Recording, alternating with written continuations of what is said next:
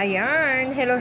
Today's video, ay nako, wala naman tayong solo pagkain. O, diba? Ito na ating kaganapan today's video.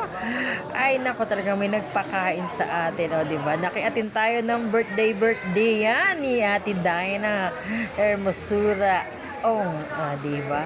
Makikikain tayo at naimbitahan tayo sa munting salo-salo ng pamilya O, diba? Talaga nga naman, happy lang. Basta kainan, walang awayan. Diba? Masaya ang kainan, lalo na pagsama-sama ang mga marites.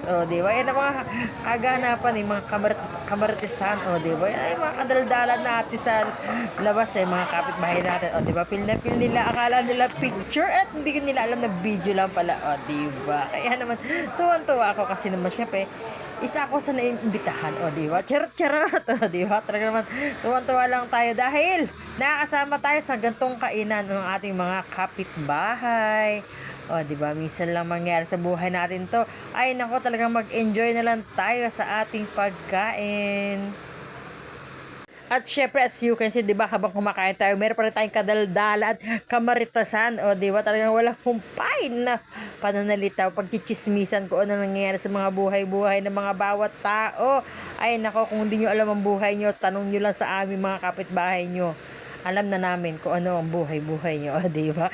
Talagang walang kasawaan ang kapag mamaritasan kahit sa pagkain, talagang masarap, may kadaldalan habang kumakain at lalong napapalakas ang iyong pagkain, di ba? Di ba, ang binigyan nila sa akin single lang kasi mahina naman tayo kumain pag talagang rice, di ba, lalo na hagabi na kailangan nating mag-diet. Diyos me, wala tayong today's video gulay. Meron tayo grilled chicken, di ba, mang inasal tayo tinirit, di ba?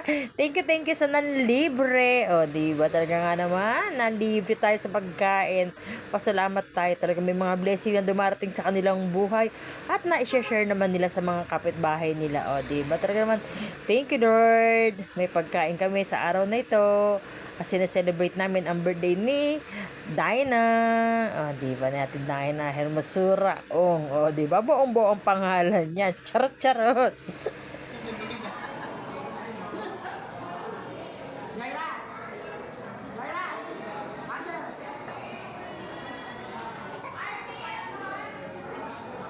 Di ba, yung mga kasama natin, mga only rice, kaya talagang todo tawag pa sila sa rice nila, di ba? Sulitin talaga ang pagkain, di ba? Hangga't may libreng rice, basta hindi kaya high blood, at di mataas ang sugar, pwede kayo kumain ng rice. Pero syempre, dahil mantika, chicken oil, pero what to do yan, ni biryani, di ba? Talagang, ayan ang pagkain ng mga inasal, wala tayong magagawa dyan.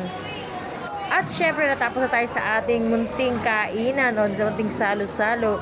Ay nako, at di pa natatapos itong ganong kainan na to. At uuwi pa kami sa bahay nila Ate Diana, nila Kuya Jake. At doon pa pagpapatuloy ang celebration. Pero ang kakainin naman namin ay ice cream. Pero meron silang cake. Hindi na tayo kumain ng cake. Ice cream na lang. Diba? Talaga naman munting salo-salo at munting celebration ng pagkasilang. Diba?